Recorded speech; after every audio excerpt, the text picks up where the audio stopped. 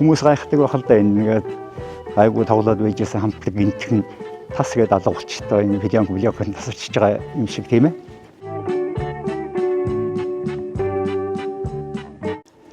За манай хамтлагч нь 1973 онд л анх Ганбаатар Батлгээр бид гурав гуруулахны хоорондоо ярилцаад өөрсдийнхөө сонирхлоор энэ театртаа одоо яг энэ тайзан дээр л одоо сургууль хийж энэ хамтлагийг анх үүсгэн байгуулсан энэ төвхтэй юм.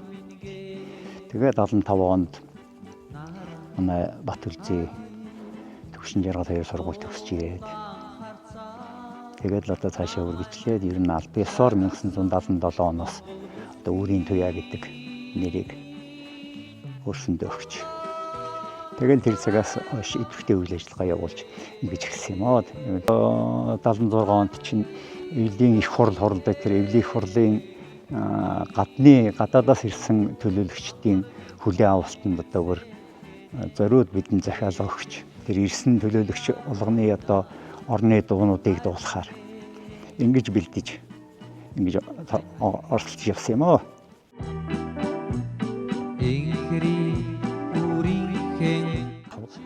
Хамтлагийнхаа түүхэн ой юмнуудыг бол тухайн цаг үед нь одоо тэмдэглээд тоглолтоо хийгээд ингээд яваад ирсэн түүхтэй юм да.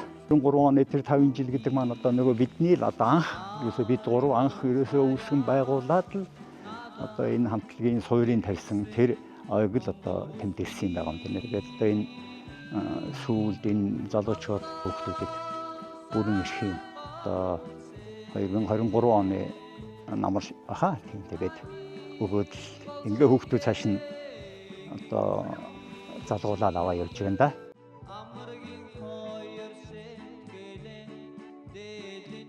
Энэ хамтлагийн маань урын сан уран бүтээл нь үргэлж одоо үзэгч сонсогчдын одоо чихэнд хүрч ингэж явж байвал одоо сайхан бахархалтай юм шүү дээ тийм ээ. Хэдийгээр одоо бид нөр өөрснөө дуулахгүй ч байгаагсан тэр уран бүтээл хамтлагийн одоо нэр хүндийг өндөрт аваад явъя гэсэн залуучууд төсөл зорилгоороо ингэсэн нөхцөлд бид их баяртай байд.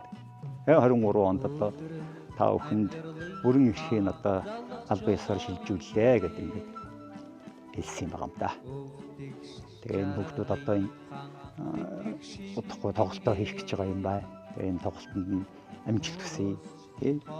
Тоглолтын дээр нь одоо энэ Үрийн туяа хамтлагийг сонсож байсан, дурсаж байсан одоо фэнүүдтэйгээ хамт уулзцгаая да.